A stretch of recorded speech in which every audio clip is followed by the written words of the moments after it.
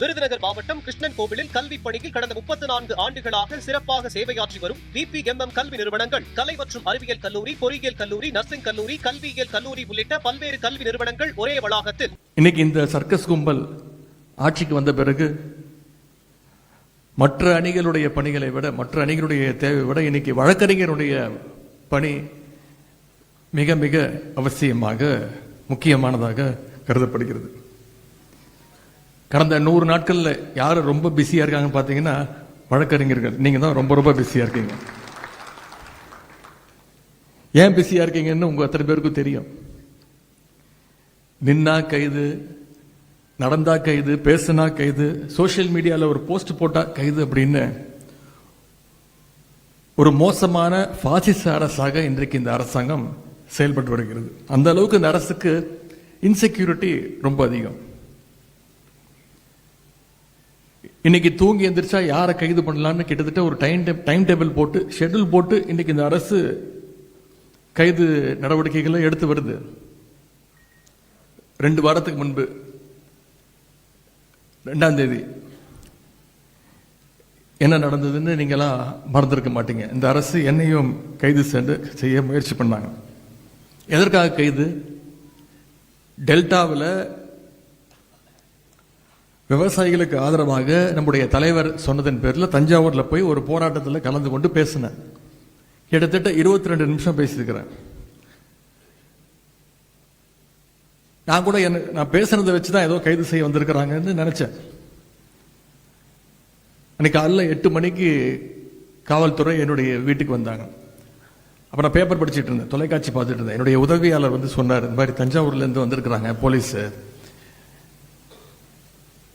நான் போய் முடிப்பட்டேன், சரி கைது பண்ண வந்திருக்கிறாங்க.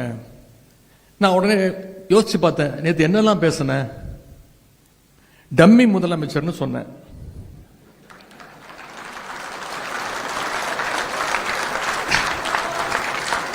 அதை ஒத்துக்கிட்டாங்க. அதுக்கு எந்த ரியாக்ஷனும் இல்லை. கேடு கெட்ட அரசு அமைஞ்சிருக்கு, ஒரு வெக்கங்கெட்ட அரசு அமைஞ்சிருக்கு, இதெல்லாம் சொன்ன. இதற்கெல்லாம் எந்த ரியாக்ஷனும் இல்லை.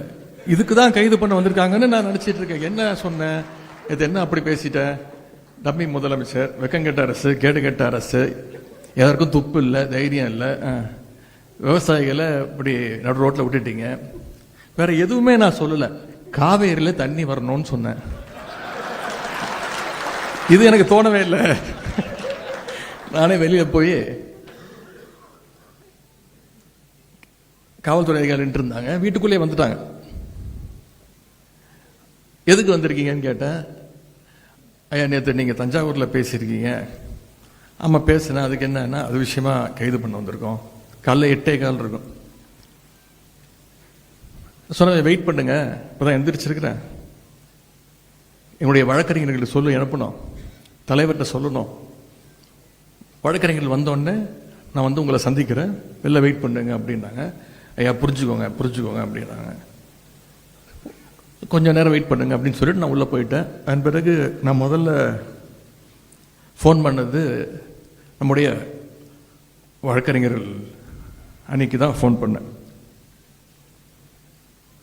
வழக்கறிஞர்களுடைய கழக நிர்வாகிகள், வழக்கறிஞர்கள் வந்தாதான் நான் கைதாவேன் அப்படின்னு சொல்லிட்டேன். அதே மாதிரி உடனே நம்முடைய வழக்கறிஞர்கள்லாம் ஒரு 9:30 மணி 9:45 மணிக்கெல்லாம் வந்துட்டாங்க. தலைவர் அவர்கள் ஃபோன் பண்ணி கைதாகாத 10:30 மணி வரைக்கும் வெயிட் பண்ண வையே, கொஞ்ச நேரம் அவங்ககிட்ட பேசு, கொஞ்ச நேரம் உட்கார வையே அப்படி நான் சொன்னேன். நான் வழக்கறிஞர்லாம் வந்துட்டாங்க, இது கைது பண்றதுக்கு ஒண்ணுமே கிடையாது, நான் அப்படி ஒன்றும் பேசல, என்ன நடக்குதோ பார்த்துக்கலாம் அப்படின்னு. தலைவர் சொல்லிட்டாங்க, இவர் என்ஆர் இளங்கோவனும் திரு வில்சன் அவர்களும் வருவாங்க, அவங்ககிட்ட பேசிட்டு அதன் பிறகு என்ன முடிவுனாலும் எடுத்துக்கோ அப்படின்னா, நான் இதற்கெல்லாம் பயப்பட போறதில்ல, கைது பண்ணட்டும் அப்படின்னு நான் சொல்லிட்டேன். மின்னல் வேகத்தில் சென்னை உயர்நீதிமன்றத்தில் நம்முடைய வழக்கறிஞர்கள் அந்த சட்ட போராட்டத்தை நீங்க உடனடியாக ஆரம்பிச்சீங்க. அவ கூட கைதாகி வண்டியில் ஏறும்போது பத்திரிகையாளர்லாம் கேட்டாங்க, இந்த கைதை நீங்க எப்படி பாக்குறீங்க? அவங்க நினைச்சுக்கிட்டாங்க இது பழி வாங்கும் போக்கு, நான் சும்மா ஓட மாட்டேன் அப்படி. நான் சொன்னேன், சிரிச்சுக்கிட்டே சொன்னேன், இது மிகப்பெரிய ஒரு காமெடி. மிகப்பெரிய நகைச்சுவையை இந்த அரசு நடத்தியிருக்கு. இல்ல சட்டமன்றம் கூட போகுது, 5ஆம் தேதியிலேருந்து சட்டமன்றம், உங்களை பேசுறதுக்கு நீங்க வர்றதுக்கு தடுக்கிறதுக்கு முயற்சி பண்றாங்களா? நான் சொன்னேன், அந்த அளவுக்கு இவங்களுக்கெல்லாம் மூளை கிடையாது. அப்படியே நாங்க கேள்வி கேட்டாலும் அவங்க அப்படியே பதில் சொல்லி கிழிச்சிட்டாங்க.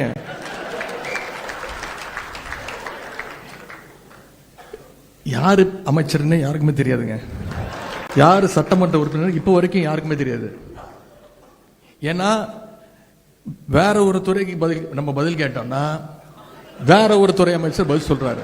ஒரு படத்துல வரும்ல, நாம ஒரு கேள்வி கேட்டா நம்மளே ஆச்சரியப்படுற அளவுக்கு ஒரு பதில் சொல்லுவான் பாருங்க அப்படிங்கிற மாதிரி. எங்களுக்கு மட்டும் இல்ல, இப்ப அங்க உட்கார்ந்து இருக்கிறாரு ஒரு டம்பி முதலமைச்சர், அவருக்கும் யார் அமைச்சர்னு தெரியாது, அவருக்கும் யார் சட்டமன்ற உறுப்பினர் தெரியாது. அப்படிதான் இன்னைக்கு அந்த சட்டமன்றம் நடந்துட்டு இருக்கு. இன்னைக்கு தொலைக்காட்சியில் நீங்க அத்தனை பேரும் லைவ்ல பார்த்துட்டு இருக்கீங்க.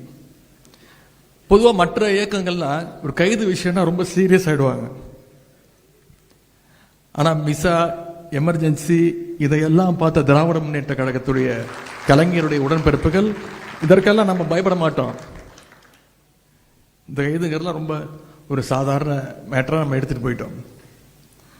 அதே மாதிரி சொல்லி அடிக்கிற மாதிரி தஞ்சாவூர் போறதுக்குள்ள என்னுடைய கைது நடவடிக்கையை நீதிமன்றம் மூலமாக ரத்து செய்ய வச்சதும் நீங்க தான்.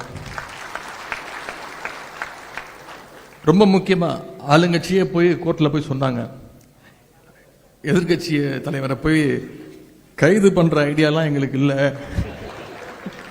விசாரிச்சுட்டு விட்டுருவோம். நான் சொன்னேன், ஏங்க நேத்து நைட்டு தான் தஞ்சாவூர்ல இருந்து வந்தேன், சொல்லியிருந்தா நான் அங்கேயே தங்கியிருப்பேன். இப்படி மக்களுடைய வரி பணத்துல எனக்கு 2 மீட்டிங் வேற இருக்கு இன்னைக்கு, அதையும் கெடுத்துட்டீங்க. போகும்போது நானு சேகர் பாபு அவர்கள், திரு சரவணன் ஒரு ஜாலியா ட்ரிப்பு போற மாதிரி தான் போனோம். ஆனா மாசு அவர்கள் கிட்டத்தட்ட 7-8 பேர் ஜாலியா பேசிக்கிட்டு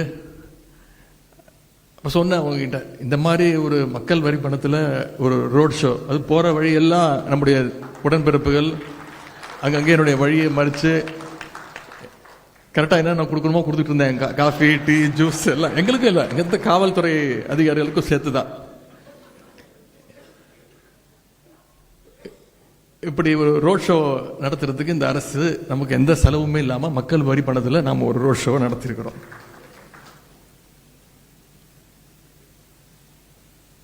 இந்த அரசுக்கு நாம் இந்த இடத்துல ஒரு நன்றியை சொல்லணும். தேர்தலுக்கு அப்புறம் கொஞ்சம் சோர்ந்து போயிருந்த நம்முடைய உடன்பிறப்புகள் இந்த டம்மி அரசு, டம்மி ஆட்சியாளர்கள் அவங்களுடைய செலவால, அவங்க பண்ண வேலையால மறுபடியும் நம்ம பழைய ஃபார்முக்கு உடன்பிறப்புகளா நம்ம இன்னைக்கு திரும்பி இருக்கோம். இதையெல்லாம் நான் என்னோட பெருமைக்காக சொல்லல, வழக்கறிஞருடைய பெருமையாகத்தான் நான் இது அத்தனையும் இங்கே பதிய வைக்க விரும்புறேன். இந்த 3 மாதங்கள்ல 100 நாட்கள், நாளைக்கு என்னென்ன கூத்தரிக்க போறாங்க தெரியல சட்டமன்றத்தில். இந்த 100 நாட்கள்ல மட்டும் என்னை மட்டும் கைது செய்யல, முன்னாள் அமைச்சர் அண்ணன் திரு அனிதா ராதாகிருஷ்ணன் அவர்கள் கைது செய்யப்பட்டு உடனே விடுவிக்கப்பட்டார்.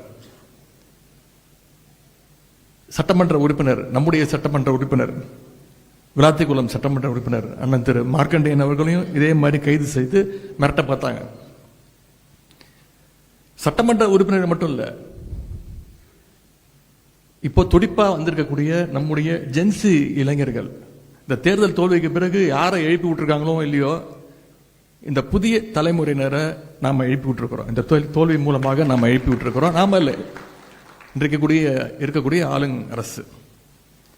ஜென்சி இளைஞர்கள் சகோதரர் அன்பானந்தம், சகோதரர் வினோத் சூரியகுமார், சகோதரர் சரண், இவங்க எல்லாம் டார்கெட் பண்ணி கைது பண்ணாங்க.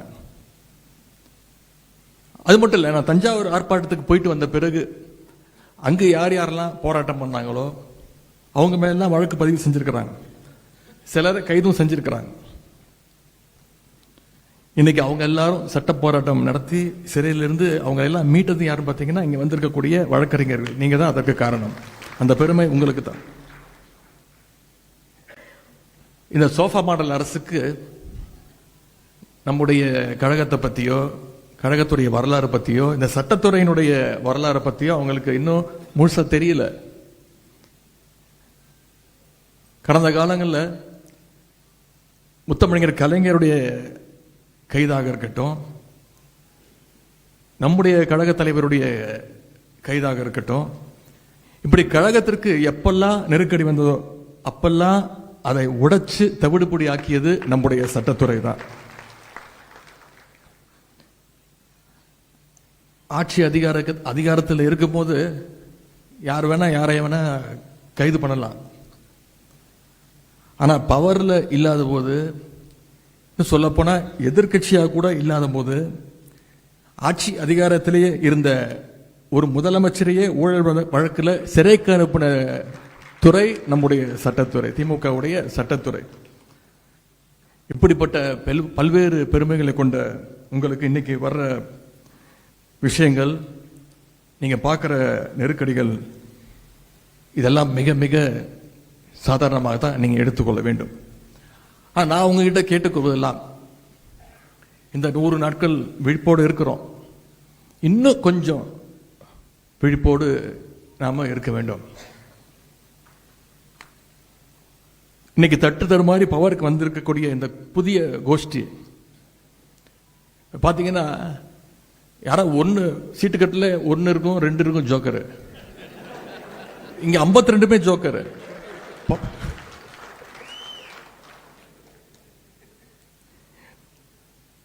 நமக்கு தான் பேர் தெரியல, யார் அமைச்சர் யார் சட்டமன்ற உறுப்பினர். தமிழ்நாட்டு மக்களுக்கு தெரிஞ்சிருக்கா?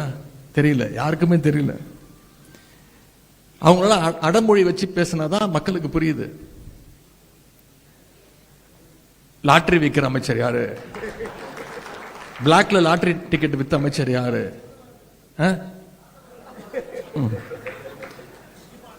திருட்டு விசிடி வித்த அமைச்சர் யாரு? உருட்டுக்கட்ட அமைச்சர் யாரு? பவுடர் போடுற அமைச்சர் யாரு? காக்கி டவுசர் அமைச்சர் யாரு? சங்கி அமைச்சர் யாரு? இப்ப கிட்டத்தட்ட கலந்துரையாடல் ஆயிடுச்சு.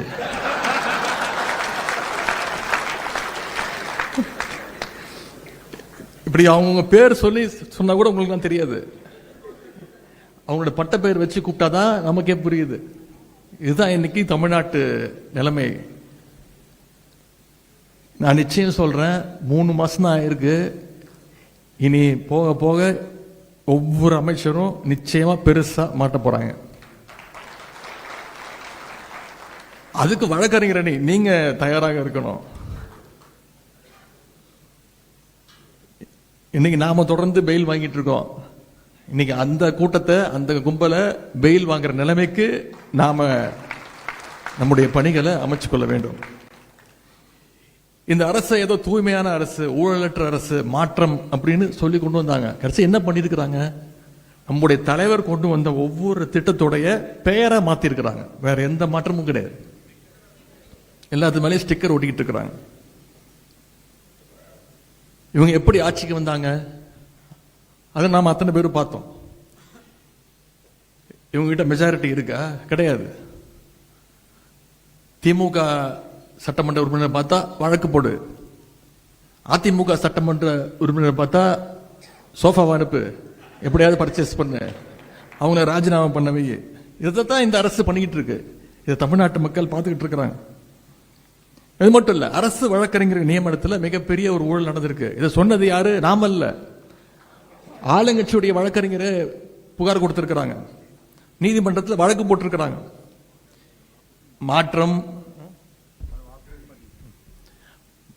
மாற்றம் தூய்மைன்னு இன்னைக்கு இதையே உருட்டிட்டு வந்தாங்க. ஆனா இன்னைக்கு கல்லா கட்ட ஆரம்பிச்சிட்டாங்க. வெகு விரைவில் மாட்ட போறது உறுதி. அதற்கு நீங்க தயாராக இருக்கணும். இதையெல்லாம் ஆதாரத்தோட நாம வெளியில கொண்டு வரணும்.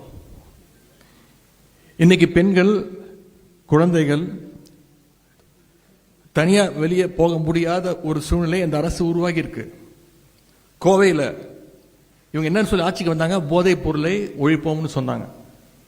இன்னைக்கு கோவையில் போதைப் பொருள் பற்றி தகவல் கொடுத்த கல்லூரி மாணவன், அவர் பேர் அமுதன், அவனை காவல்துறையே காட்டி கொடுத்துருக்கு. காவல்துறை கூப்பிட்டு கேட்டிருக்கு, இந்த பையன் எல்லாத்தையும் சொல்லியிருக்கிறான், யார் போதைப் பொருள் விற்கிறாங்க, யார் மூலியமா சப்ளை நடக்குன்னு சொல்லியிருக்கிறாங்க.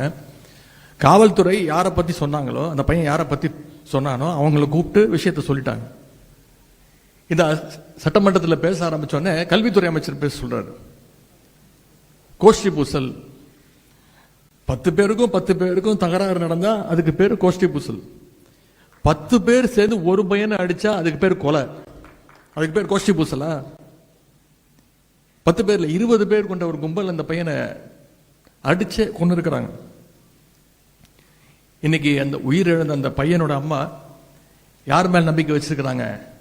திராவிட முன்னேற்ற கழகத்தின் மேல, நம்முடைய தலைவர் மேல் நம்பிக்கை வச்சு இதை திராவிட முன்னேற்ற கழகம் இதை நீதி வாங்கி கொடுக்கணும், என்னுடைய பையனுடைய மரணத்திற்கு திமுக நம்முடைய தலைவர் நீதி வாங்கி கொடுக்கணும்னு அந்த அம்மா பேசிட்டு இருக்கிறாங்க. அமுதன் மரணத்துக்கு நீதி கிடைக்க நிச்சயம் திராவிட முன்னேற்ற கழகம் கண்டிப்பாக துணை நிற்கும். சட்டமன்றத்தில் நாங்க பாத்துக்கிறோம், நீதிமன்றத்தில் நீங்க பாத்துக்கோங்க. வழக்கறிஞர் அணியினுடைய பங்களிப்பு மிக மிக முக்கியம். உங்க பகுதியில் நம்முடைய கழகத்தை சேர்ந்த யார் மேலேயாவது இந்த அரசு பொய் கேஸ் போட்டாச்சுன்னா அவங்களுக்கு நீங்க உறுதுணையாக இருக்க வேண்டும்னு நான் உங்களை கேட்டுக்கிறேன். குறிப்பா ஜென்சி இளைஞர்கள், இந்த ஜென்சி இளைஞர்களை பார்த்து இந்த அரசு பயப்படுது, அதனாலதான் அவங்கள குறி வச்சு தூக்குறாங்க. நான் இன்றைக்கு கடந்த 100 நாட்களாகவே பொதுமக்கள், நம்முடைய கழக தோழர்கள், நிர்வாகிகள், ஒவ்வொரு அணியை சேர்ந்தவர்கள் தொடர்ச்சியா ஒவ்வொரு நாளும் குறைந்தது 300 பேர் சந்திக்கிறேன். காலையா இருந்தாலும் சரி, மாலையா இருந்தாலும் சரி. அது அதிகமா வர்றது பார்த்தீங்கன்னா அந்த ஜென்சி கூட்டம், ஜென்சி இளைஞர்கள் அதிகமா வராங்க. ஜென்சி இளைஞர்கள் எத்தனை பேர் வராங்களோ அதே மாதிரி அடுத்த நாள் ஜென்சி இளைஞர்கள் உள்ள தள்ளிட்டாங்க, பொய் கேஸ் போட்டாங்க, நாங்க தான் அவங்கள காப்பாற்றி கூட்டு வந்திருக்கோம்னு வழக்கறிஞர் அணியும் கூட கூட்டிட்டு வராங்க. அதை பார்க்கும்போது மிக மகிழ்ச்சியாக இருக்கிறது. அவங்களுக்கு நம்ம முழுசா சப்போர்ட் பண்ணணும். ஜென்சி இளைஞர்கள் இன்னைக்கு கொள்கை பேச ஆரம்பிச்சிருக்கிறாங்க. அதுதான் இன்னைக்கு இந்த ஆட்சியாளர்களை பயமுத்திட்டு இருக்கு. இந்த ஜென்சி உடன்பிறப்புகள் வயசுல சின்னவங்க, அவங்கள கைது பண்ணா அவங்களும் அவங்க குடும்பமும் பயந்துருவாங்கன்னு இந்த ஆட்சியாளர்கள் கருதுறாங்க. எனவே அவங்களுக்கு நாம உறுதுணையாக இருக்க வேண்டும். களத்திலையும் சமூக வலைதளத்திலையும் கழகத்திற்கு ஆதரவாக பேசுற ஜென்சி இளைஞர்களுக்கான பாதுகாப்பு அரணாக நம்முடைய கழக வழக்கறிஞர் அணி செயல்பட வேண்டும்னு நான் உங்களை எல்லாம் தாழ்மையோடு கேட்டுக்கிறேன். நிறைய இளம் வழக்கறிஞர்கள் என்னை சந்திக்க வராங்க, கழகத்து மேல மிகுந்த ஆர்வத்தோடு வராங்க. கலைஞருடைய சாதனைகள், நம்முடைய தலைவர் செஞ்ச திட்டங்கள்லாம் கேள்விப்பட்டு இப்பதான் வராங்க. அவங்களை எல்லாம் கண்டறிஞ்சு அவங்களுக்கான ஸ்பேஸ் கொடுத்து அவங்கள ஊக்கப்படுத்தி நாம அரவணைச்சு நீங்க எல்லாம் போகணும்னு நான் உங்களை எல்லாம் கேட்டுக்கிறேன். அவங்களை எல்லாம் வழக்கறிஞர் அணியில சேருங்க, கழகத்தில் உறுப்பினராக சேருங்க, பொறுப்பு கொடுங்க, அவங்கள தட்டி வேலை வாங்குங்க, அவங்கள கைட் பண்ணுங்க. அது இன்னைக்கு மட்டும் இல்ல, எதிர்காலத்துக்கும் நம்முடைய கழகத்திற்கும் மிகப்பெரிய ஒரு வலிமையாக நிச்சயம் அது மாறும். இறுதியா ஒரே ஒரு விஷயம், உங்க பகுதியில் இன்று இருக்கக்கூடிய ஆளுங்கட்சிக்காரங்க குற்ற செயலில் ஈடுபட்டா நீங்க அதை சும்மா விடக்கூடாது. நீதிமன்றம் மூலமா அவங்களுக்கும் தண்டனை வாங்கி தர வரைக்கும் அந்த வழக்கை நீங்க தொடர்ந்து ஃபாலோ செய்ய வேண்டும் நான் கேட்டுக்கொள்கின்றேன். இங்கே அண்ணன் என்ஆர் இளங்கோவன் அவர்கள் உங்களுக்கு கிட்டத்தட்ட ஒரு வகுப்பு எடுத்திருக்கிறார், என்னென்ன செய்யணும், அடுத்த பிளான் ஆஃப் ஆக்ஷன் என்ன அப்படிங்கறத சிறப்பான முறையில் சொல்லியிருக்கிறார். அதை நீங்கள் ஃபாலோ செய்ய வேண்டும். அதிகாரம் இருக்கின்ற திமிரில் ஆளுங்கட்சிக்காரங்க மக்களுக்கு இன்னைக்கு மிகப்பெரிய ஒரு அச்சுறுத்தலா மாறி இருக்கிறாங்க. மக்களுக்கு ஒரு பாதுகாப்பு அரணாக நம்முடைய திமுக வழக்கறிஞர் சட்டத்துறை நிச்சயமாக செயல்பட வேண்டும். அதை இங்கு வந்திருக்கக்கூடிய நீங்கள் உறுதி செய்ய வேண்டும் என்று நான் மீண்டும் கேட்டுக்கொள்கின்றேன். அதே மாதிரி வழக்கறிஞர் திரு என்ஆர் இளங்கோவன் அவர்கள் பேசும்போது சொன்னார், வழக்கறிஞர் அணியில ஒற்றுமை இல்லை அப்படின்னு இளைஞரணி செயலாளர் நினைக்கிறாரு அப்படின்னு பழைய தூக்கி என் மேல போட்டாரு. அது என்னுடைய எண்ணம் மட்டும் கிடையாது, இந்த அரங்கத்தில் இருக்கக்கூடிய அத்தனை பேருடைய எண்ணமும் நிச்சயம் அது இருக்கு. எனவே அதை நிச்சயமாக சரி செய்து ஒற்றுமையோடு நாம் அத்தனை பேரும் செயல்பட வேண்டும் என்று கேட்டுக்கொண்டு, இந்த அரசு மக்கள் விரோத அரசு வீட்டுக்கு அனுப்பும் வரை, மீண்டும் நம்முடைய தலைவர் முதலமைச்சராக அந்த நாற்காலியில் உட்காரும் வரை அத்தனை அணிகளும் களத்தில் இறங்கி செயல்பட வேண்டும். அதில் முதன்மையான அணியாக சட்டத்துறை சிறப்பாக செயல்பட வேண்டும் என்று நான் கேட்டுக்கொள்கின்றேன். உங்களுக்காக திராவிட முன்னேற்ற கழகம், நம்முடைய தலைவர் அவர்களும் நிச்சயம் உங்களுக்கு பக்கபலமாக இருப்பாங்க. நான் என்றைக்குமே உங்களோடு தோளோடு தோளாக உறுதுணையாக நிற்பேன். எனவே உங்களுடைய பணிகள் அத்தனையும் மேன்மேலும் சிறக்கட்டும்னு சொல்லி இந்த சிறப்பான வாய்ப்பளித்த சட்டத்துறைக்கு மீண்டும் என்னுடைய நன்றியை சொல்லி விடைபெறுகின்றேன்.